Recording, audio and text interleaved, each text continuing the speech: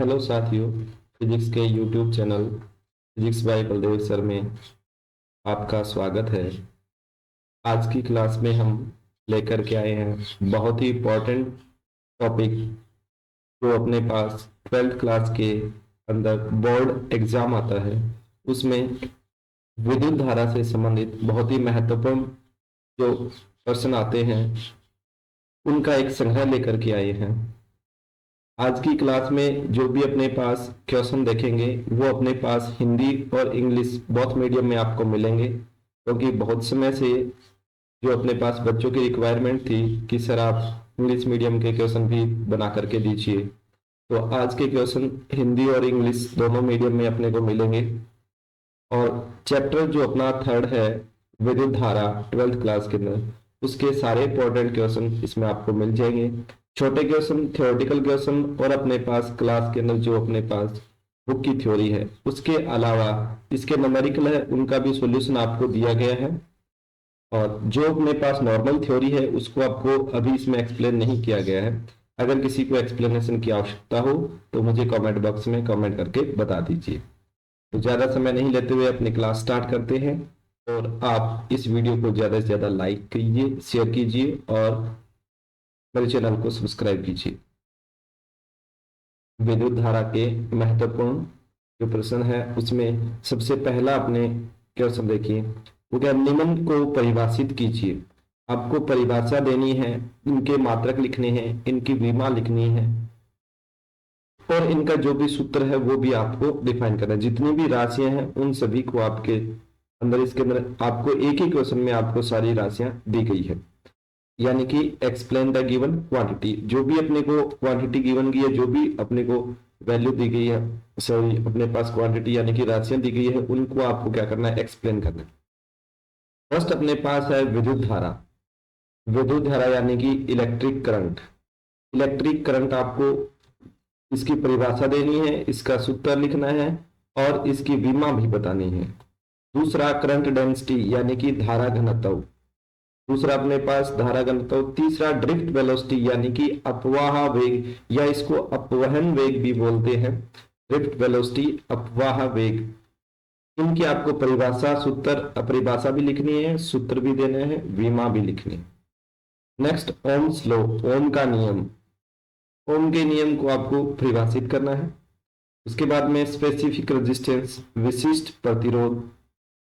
विशिष्ट प्रतिरोध की भी आपको परिभाषा, सूत्र, विमा सारा कुछ लिखना है, इनके मात्रक भी लिखने हैं। उसके बाद में है स्पेसिफिक कंडक्टिविटी, विशिष्ट चालकता, विशिष्ट प्रतिरोध और उसके बाद में विशिष्ट चालकता। और उसके बाद में अपने पास है कंडक्टिविटी यानी कि चालकता। इन सभी राशियों की आपको परिभाषा, मात्रक, सूत्र और विमा देने हैं। उसके बाद में आती है विद्युत शक्ति, इलेक्ट्रिक पावर, जो अपने पास है उसकी परिभाषा, सूत्र जितने भी इसके बनते हैं और इसकी विमा।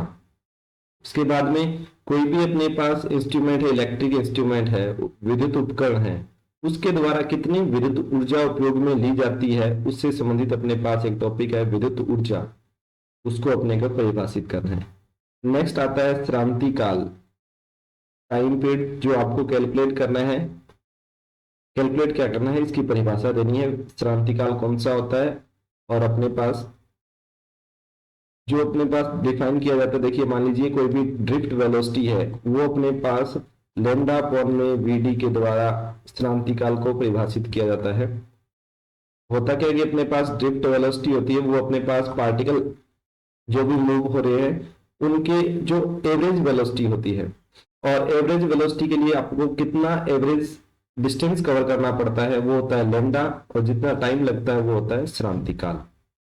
और जो वेलोसिटी होगी वो कौन सी होगी, ड्रिफ्ट वेलोसिटी। ये इस ड्रिफ्ट वेलोसिटी वाले टॉपिक में आपको मिल जाएगा। नेक्स्ट क्वेश्चन नंबर सेकंड जो आपके पास है वो आपको परिभाषित करना है विद्युत वाहक बल, टर्मिनल वोल्टता और अपने पास आंतरिक प्रतिरोध। जैसे ये कोई भी टर्म्स है, किससे रिलेटेड है, अपने पास बैटरी यानी कि सर्किट जो भी अपने पास होता है उससे रिलेटेड आपके पास तीन टर्म्स है। एक तो विद्युत वाहक बल, टर्मिनल वोल्टता और आंतरिक प्रतिरोध। एक अपने पास टर्मिनल वोल्टता होती है एंड्स पे, जो बैटरी के एंड्स पे टर्मिनल वोल्टता होती है, कब होती है? खुला परिपथ या अपने पास बंद परिपथ में।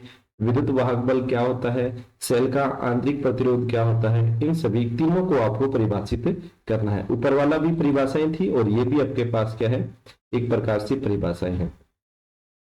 नेक्स्ट है इंपॉर्टेंट क्वेश्चन आता है कि आपको रिलेशन ड्राइव करना है। रिलेशन किनके बीच में है? ड्रिफ्ट वेलोसिटी यानी कि अपवहन वेग और करंट, धारा और अपवाह वेग में आपको संबंध सत्यापित करना है। उसके बाद में अपवाह वेग यानी कि ड्रिफ्ट वेलोसिटी और वोल्टेज में आपको रिलेशन डिफाइन करना है। दो आपके पास बुक में डेरिवेशन है, नॉर्मल से छोटे छोटे आपको करवाए होंगे, नहीं करवाए तो अपने वीडियो में कर ले।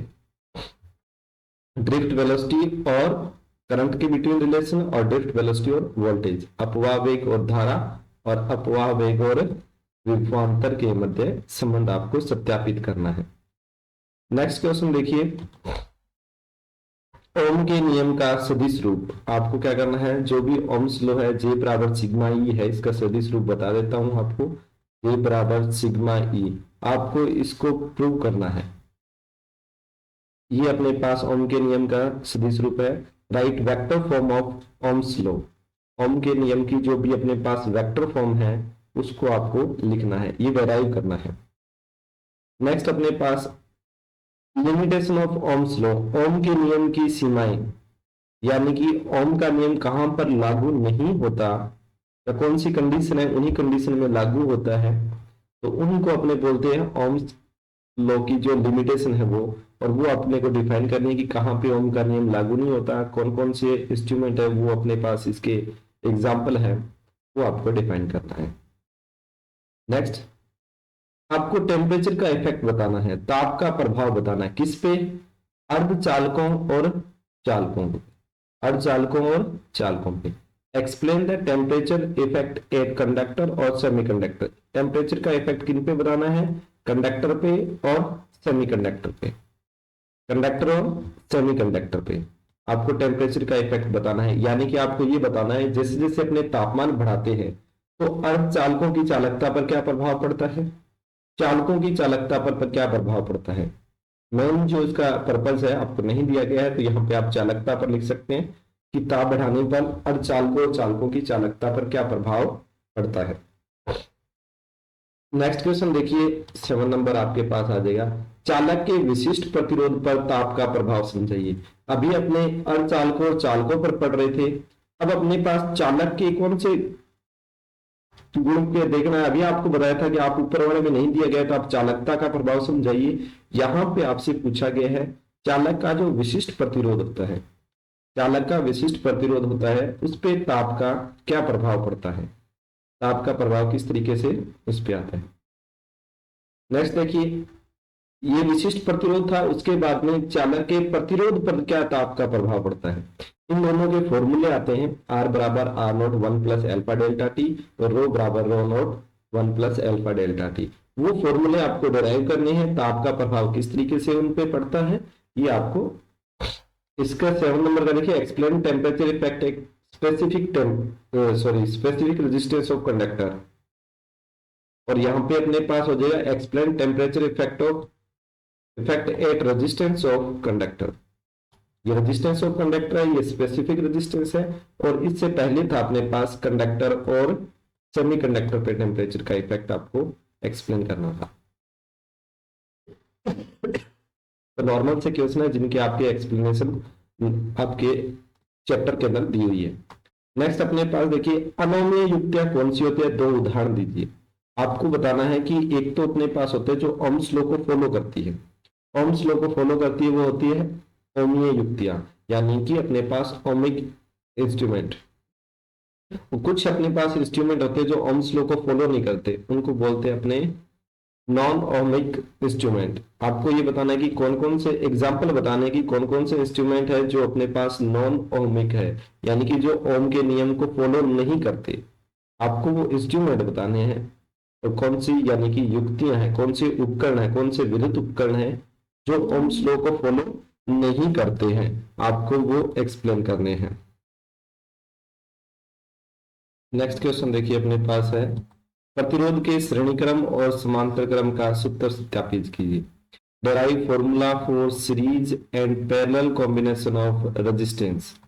आपको जो रेजिस्टेंस होते हैं उनके सीरीज और पैरेलल कॉम्बिनेशन का फॉर्मूला डिराइव करना है, यानी कि अपने पास प्रतिरोधों के श्रेणी क्रम संयोजन का जो परिणामी प्रतिरोध है वो कितना आता है, और अगर इनको समांतर क्रम में संयोजित किया जाए तो इनका परिणामी प्रतिरोध कितना आता है, उनके लिए आपको क्या करना है, सूत्र सत्यापित करना है।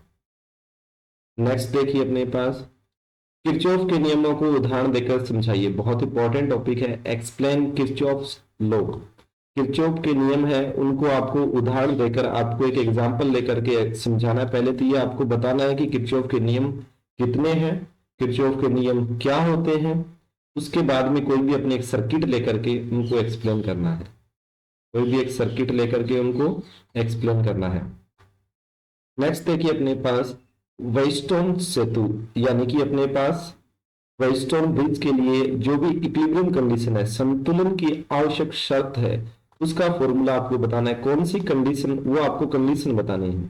कौन सी कंडीशन, जिस कंडीशन के लिए अपने पास व्हीटस्टोन ब्रिज की इक्विलिब्रियम कंडीशन होती है, व्हीटस्टोन ब्रिज की इक्विलिब्रियम कंडीशन होती है, उसके लिए आपको क्या बताना है, नेसेसरी कंडीशन बतानी है। Derive necessary condition for equilibrium state of Wheatstone bridge। Wheatstone सेतु की संतुलन अवस्था की आवश्यक शर्त है, यानी कि कौन सी अवस्था में, कौन सी कंडीशन को प्रूव करने पर जो व्हीटस्टोन ब्रिज है वो आपके पास इक्विलिब्रियम कंडीशन में होगा, यानी कि संतुलन की अवस्था में होगा। नेक्स्ट देखिए अपने पास स्टार्ट होते हैं न्यूमेरिकल। ये जो थ्योरेटिकल पार्ट था इसका में आपके लगभग सारे क्वेश्चन कवर हो चुके हैं। उसके बाद न्यूमेरिकल है, न्यूमेरिकल के टाइप अपने कवर कर लेंगे, और जो इस चैप्टर में से छोटे क्वेश्चन भी बनते हैं, इसलिए इन पे अपने पास न्यूमेरिकल अच्छे से करना है इस चैप्टर के। नेक्स्ट क्वेश्चन देखिए, एक 110 वोल्ट 110 वोल्ट और 50 वाट, यानी कि ये अपने को दिया क्या है, अपने को देखना है, ये दिया गया है विभवांतर, और 50 वाट यानी कि ये अपने को दी गई है शक्ति, के बल्ब को 55 वोल्ट के स्रोत से जोड़ दिया जाए तो बल्ब द्वारा व्यय शक्ति ज्ञात करो। आपको क्या करनी है, शक्ति ज्ञात करनी है। कब, जब अपने पास सोर्स कितना हो, 55 वोल्ट का हो, और गिवन क्या है 110 वोल्ट पे, और उसकी मैक्सिमम पावर कितनी है, 50 वोल्ट। इंग्लिश मीडियम वाले देखिए, calculate used electric power of bulb, bulb की जो भी अपने पास यूज्ड इलेक्ट्रिक पावर है, कितनी व्यय शक्ति है वो ज्ञात करनी है। गिवन क्या है, of bulb 110 volt and 50 volt, ये आपको गिवन है। Join with 55 volt source, 55 volt के सोर्स से आपको जोड़ा गया। तो इसको देखिए किस तरीके से करेंगे, अपने को गिवन है, वोल्टेज गिवन है, पावर गिवन है, तो अपने इससे जो भी अपने को बल्ब था उसका बल्ब का प्रतिरोध ज्ञात कर सकते हैं। प्रतिरोध अपने पास कितना है, पी का फॉर्मूला था वी स्क्वायर अपॉन में आर, तो आर बराबर हो जाएगा वी स्क्वायर अपॉन में पी। वी की वैल्यू 110, तो ये अपने पास वी स्क्वायर की वैल्यू आ गई अपॉन में पी, तो ये रेजिस्टेंस आ गया अपने पास कितना, 240 ओम। ये बल्ब का रेजिस्टेंस जो भी अपने को बल्ब के लिए गिवन था उन्हीं का अपनों ने यूज करके अपनों ने रेजिस्टेंस कैलकुलेट कर लिया है।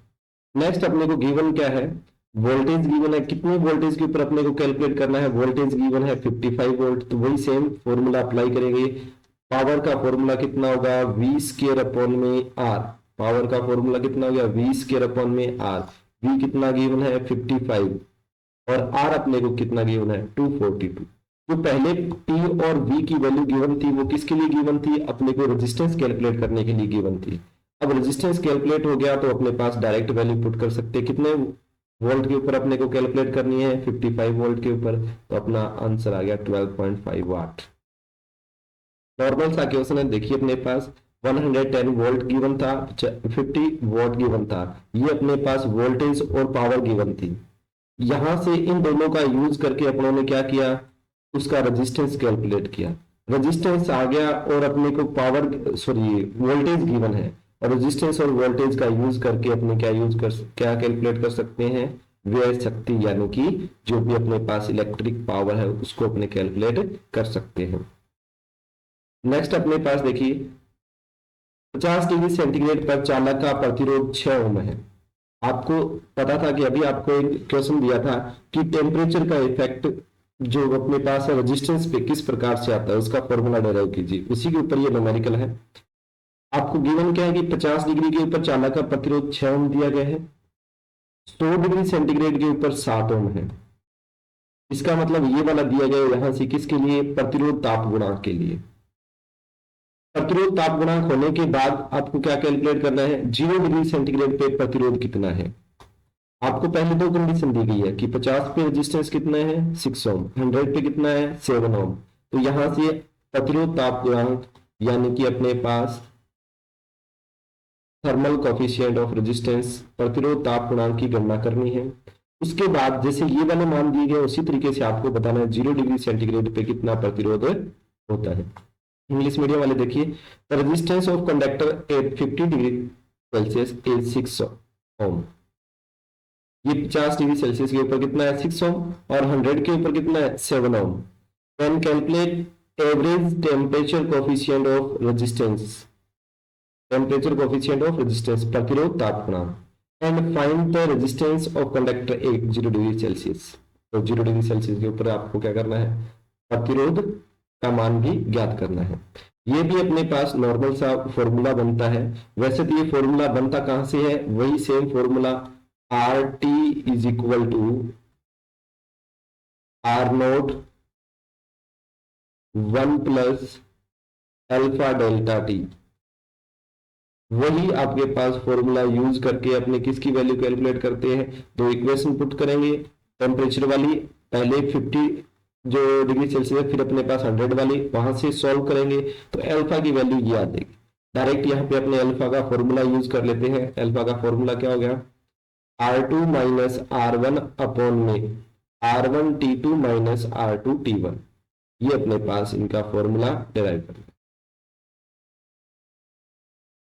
ये वाला अपने पास अल्फा का फॉर्मूला। इसमें R2 की वैल्यू गिवन 100 पे कितनी है 7, 50 पे कितनी है 6, और इधर अपने पास 6 इंटू 100 और 7 इंटू 50। सॉल्व करोगे 1 अपॉन में 600 माइनस 350, तो ये कितना हो गया, अल्फा की वैल्यू आ गई जो डिग्री सेल्सियस इनवर्स में आएगी 1 अपॉन में टेम्परेचर के फॉर्म में।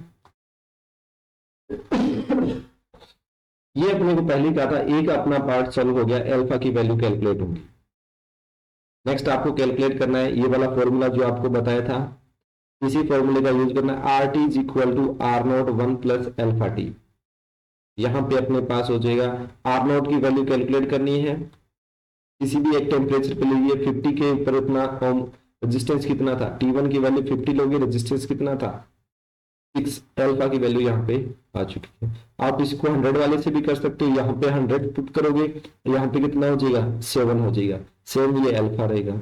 यहाँ पे सॉल्व करोगे आर नोट की वैल्यू सेम आ जाएगी कितनी 5 हो। आप इसको प्रैक्टिस कीजिए, कोई भी प्रॉब्लम आ रही है तो आप मैसेज कीजिए। नेक्स्ट अपने पास क्वेश्चन देखिए 15 नंबर क्वेश्चन क्या है, प्लेटिनम तापमापी के तार का आंतरिक प्रतिरोध हिमांक पे कितना दिया गया आपको, हिमांक पे दिया गया है 5 ओम, तथा भाप बिंदु बॉइलिंग पॉइंट पे कितना दिया गया है 5.23 ओम। जब तापमापी को किसी तप्त उष्मक में प्रविष्ट करवाया जाता है तो प्लेटिनम का प्रतिरोध कितना हो जाता है 5.795 ओम हो जाता है। तो आपको क्या बताना है, उष्मक ताप का मान ज्ञात करना है कि ताप कितना था जिसके ऊपर प्रतिरोध का मान कितना होगा 5.795। देखिए 0 डिग्री सेल्सियस यानी कि हिमांक के ऊपर दिया गया अपने को 5 ओम, सेम वही क्वेश्चन था उसी तरीके का। हिमांक पे कितना दिया गया 5 ओम और भाप बिंदु पे कितना दिया गया 5.23, और उस टेम्परेचर की वैल्यू कैलकुलेट करनी है जहां पे रेजिस्टेंस कितना है 5.795। इंग्लिश मीडियम वाले देखिए, resistance of platinum wire of a platinum resistance thermometer at ice point, यानी कि हिमांक बिंदु आइस पॉइंट पे कितना है 5 ohm and at steam point 5.23 ohm. When the thermometer is inserted in a hot bath, the resistance of platinum wire is 5.795 ohm. तो अपने पास hot bath में इसको इंसर्ट करोगे तो उसका रेजिस्टेंस कितना हो जाएगा 5.795। Then calculate temperature of bath. अपने को उस बात का क्या करना है, हॉट बात का टेम्परेचर कैलकुलेट करना है। वही सेम क्वेश्चन है, इसको भी सॉल्व करने के लिए अपने पास वही फॉर्मूला अप्लाई करेंगे। देखिए टी की वैल्यू क्या है अपने पास, जैसे सॉल्व करेंगे, दो टेम्परेचर अपने को गिवन है, दो रेजिस्टेंस अपने को गिवन है, उनको सॉल्व करके अपने पास टी की ये वाली वैल्यू आती है R2 माइनस R1 अपॉन में कितना आ जाएगा 100 माइनस R0। तो ये टी की वैल्यू है अपने पास टेम्परेचर वैल्यू कैलकुलेट करने के लिए। टेम्परेचर डिफरेंस कितना है, ये अपने पास 100 पे है। आपका कहां से है, R T is equal to R naught 1 plus alpha T, same वही है। आपके पास इसको सॉल्व करना है, टी की वैल्यू ये वाला फॉर्मूला बन जाता है। अब इसमें आर टी की वैल्यू गिवन कितनी है, देखिए आर टी की वैल्यू गिवन है ये रही 5.795 माइनस आर नोट की वैल्यू कितनी है 5 ओम, आर नोट की वैल्यू कितनी है 5 ओम। नेक्स्ट अपने को कैलकुलेट करना है 100, आर 100 की वैल्यू कितनी है 5.23। तो R T minus R naught upon में आर 100 माइनस आर नोट, इसको सॉल्व करोगे अपने पास आंसर कितना आ गया 345.65 डिग्री सेल्सियस। ये अपने को सॉल्व करना है, इजी सा एग्जांपल अपने पास। नेक्स्ट अपने पास देखिए ये अपने बुक का जो भी अपने सॉल्व्ड एग्जांपल है एनसीईआरटी का, आप वहां से भी इसको चेक कर सकते हो। नेक्स्ट जो क्वेश्चन है 60 नंबर, 10 वोल्ट और नगण्य आंतरिक प्रतिरोध की बैटरी एक घनीय जाल से विकिरणतः सम्मुख कोणों पर जुड़ी हुई है। देखिए आपके पास ये क्या दिया गया है डायग्राम में, देखिए ये अपने पास जो एक डायग्राम अपने को गिवन है, इसमें देखिए बैटरी कहां पे जुड़ी हुई है एंड्स पे, एक अपने पास A and C dash point पे बैटरी कनेक्टेड है, कितने वोल्ट की है 10 वोल्ट की है। तो इससे अपने पास गिवन क्या है कि जो भी रेजिस्टेंस है वो जो क्यूब है, क्यूब के जो भी अपने साइड है कॉर्नर है, यानी कि एक घनीय जाल है जिसके किनारों पर प्रत्येक किनारे पर एक रेजिस्टेंस है जिसकी वैल्यू 1 ओम दी गई है। आपसे पूछा गया है कि इस जाल के अंदर आपके पास कितनी धारा प्रवाहित हो रही है उसकी वैल्यू कैलकुलेट करनी है। क्वेश्चन 10 वोल्ट तथा नगण्य आंतरिक प्रतिरोध की बैटरी विकिरणतः सम्मुख कोणों पर जुड़ी हुई है। ये बता दिया कि विकिरणों पर बैटरी जुड़ी हुई है। परिपथ के सभी किनारों पर 1 ओम, यानी कि किनारे उन पे कितने ओम का रेजिस्टेंस है, 1 ओम के कितने हो गए किनारे घन के 12 किनारे हैं, कितने रेजिस्टेंस हो गए 12। परिपथ जाल का समतुल्य प्रतिरोध ज्ञात कीजिए, यानी कि इसका इक्विवेलेंट रेजिस्टेंस आपको कैलकुलेट करना है, तथा घन के प्रत्येक किनारे के अनुदिश विद्युत धारा ज्ञात करो। आपको प्रत्येक जो भी अपने पास है शाखा है, जो भी अपने पास प्रत्येक किनारा है ब्रांच है, उसमें आपको करंट भी कैलकुलेट करना है। इंग्लिश मीडियम वाले देखिए ए बैटरी ऑफ 10 वोल्ट की बैटरी है एंड नेग्लिजिबल इंटरनल रेजिस्टेंस, उसका आंतरिक प्रतिरोध क्या है नगण्य है, is connected across the diagonal opposite corner, diagonal पे अपने पास वो बैटरी कनेक्टेड है, of A cubical network have 12 resistance, each resistance is 1 ओम। अपने को बताया जो भी अपने पास नेटवर्क है उसके जो भी साइड है किनारे हैं उन पे अपने पास कितना है 1 ओम का रेजिस्टेंस जुड़ा हुआ है, टोटल कितने 12 है। डिटरमाइन द इक्विवेलेंट रेजिस्टेंस, ये जो अपने पास सर्किट गिवन है इसका इक्विवेलेंट रेजिस्टेंस कैलकुलेट करना है और अपने को करंट कैलकुलेट करनी है जो भी अपने पास है जितनी भी इसकी ब्रांचेज है उसमें। इसको सॉल्व करने के लिए देखिए अपने पास यहाँ पे ये ए पॉइंट है, ये अपने पास ए पॉइंट है, ये अपने पास सी डेस पॉइंट है, इस पे अपने बैटरी कनेक्ट करते हैं। इसके बाद में यहां से ब्रांच डिवाइड होती है 3 ब्रांचेस और ब्रांचेस आगे जाकर के सेम है इसलिए अपनों ने इसमें करंट ले लिया आई। नेक्स्ट जो ब्रांच है ये वाला बी पॉइंट पे, ये वाला डी पॉइंट पे, ये वाला ए डेस पॉइंट पे, इस पे 2 पार्ट में डिवाइड हो जाती है। तो 2 पार्ट में इक्वल 2 पार्ट में डिवाइड करते हैं I/2 और ये वाला भी अपने पास डी पॉइंट पे भी सेम 2 पार्ट में डिवाइड हो जाएगी I/2 डी पॉइंट के बाद में भी 2 पॉइंट में डिवाइड हो जाएगी I/2। इसके बाद में ये वापस क्या हो जाएगी, कनेक्ट होती जाएगी। I/2 कनेक्ट होकर ये कितनी हो जाएगी, I, ये भी कितना I और ये भी कितना I, टोटल कितनी हो जाएगी 3I। 3I अपनों ने करंट माना है, कितना है टोटल करंट इसमें 3I। वोल्टेज कितनी है इसकी 10 वोल्ट। अपने को कैलकुलेट करना है कि ये जो कॉम्बिनेशन है उसका रेजिस्टेंस कितना है। इसका रेजिस्टेंस कैलकुलेट करने के लिए अपने यूज करते हैं किरचॉफ लॉ। किरचॉफ लॉ के लिए अपने एक ब्रांच चाहिए। ब्रांच के अंदर अपने पास यानी कि जो क्लोज्ड पाथ, जैसे यहां से बैटरी से स्टार्ट हुआ ये वाला पाथ है, इस तरीके से ये वाला अपने पास कौन सा, अपने ने ए बी ब्रांच ले ली, उसके बाद में बी सी ब्रांच ले ली, उसके बाद में बी सी डैश ले ली और वापस ये कंबाइन होती हुई ये कंप्लीट ब्रांच अपनों ने ले ली। एक क्लोज्ड पाथ में अपने को क्या करना है, किरचॉफ लॉ लगाना है। तो इसमें अपने पास आई एक ही अननोन क्वांटिटी है, वोल्टेज अपने को गिवन है, तो यहां से अपने पास देखिए ये अपने पास सॉल्व किया हुआ है। ये जो अपने पास पाथ है B A B C C dash E A, उसको अगर अपने किरचॉफ लॉ अप्लाई करते हैं सेकंड लॉ, तो अपने पास ये वाली इक्वेशन आती है। यहां से अपने करते हैं ईएमएफ कैलकुलेट, ईएमएफ की वैल्यू आई और आर की रिलेशन आ गया। और अगर अपने पास इनको नेटवर्क को सोल्व करते हैं तो आर इक्विवेलेंट आता है, आर इक्विवेलेंट कितना आता है ई अपॉन में 3I। ई अपॉन में 3I अभी आपको बताया था। टोटल ईएमएफ कितना, ये देखिए ईएमएफ कितना 10 वोल्ट और करंट कितना है 3I। तो ये अपने पास आर इक्विवेलेंट ई अपॉन में 3I के लिए इक्वल होगा। और यहां पर जो भी अपने पास आर की वैल्यू है वो अपने पास देखिए यहां पे आ गया 5/6 आर, ये अपने पास आर इक्विवेलेंट की वैल्यू आती है। ये अपने को ध्यान रखना। अगर अपने पास आर इक्विवेलेंट आर की वैल्यू 1 ओम है तो आर इक्विवेलेंट कितना हो जाएगा 5/6 ओम। ई की वैल्यू अपने को गिवन है 10 वोल्ट, तो अपने पास यहां से आर आई की वैल्यू भी कैलकुलेट कर सकते हैं ये इस वाले फॉर्मूले से। आर इक्विवेलेंट और आई की वैल्यू दोनों कैलकुलेट हो जाएगी। तो इस फॉर्मूले में अपने को ये चीज करना, आपको ज्यादातर ध्यान रखना है कि ये वाला क्यूब आ जाएगा, तो उसके लिए अपने पास जो आर इक्विवेलेंट होता है वो 5/6 आर होगा, 5/6 आर होगा। ये अपने को सॉल्व, और इसको अपने यहां पर ये अपने पास मेरे को प्रॉब्लम लग रही है यहाँ पे, इसको आप इस इक्वेशन से सॉल्व कीजिए तो ई की वैल्यू आ जाएगी, ई की वैल्यू आ जाएगी। और अपने को यहाँ पे क्या करना है आर की वैल्यू ये ध्यान रखनी है। तो सॉल्व कर सकते हैं कौन से अपने पास ज्यादा प्रॉब्लम हो रही है तो अपने एनसीईआरटी का एग्जाम्पल है, बुक में चेक कर सकते हैं। नेक्स्ट अपने पास नेटवर्क के अंदर जो भी ब्रांचेज है, determine the current in each branch of given network. जो नेटवर्क गिवन है उसकी प्रत्येक शाखा में आपको क्या करना है, करंट की वैल्यू कैलकुलेट करनी है। जैसा अभी किया था सेम वही डिटो है।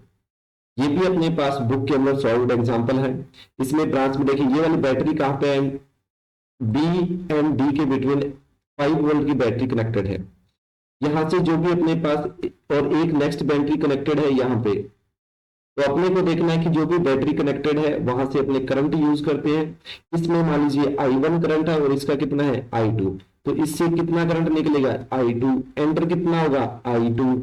तो ये तो अपने पास हो गया करंट इसका I1 और I2।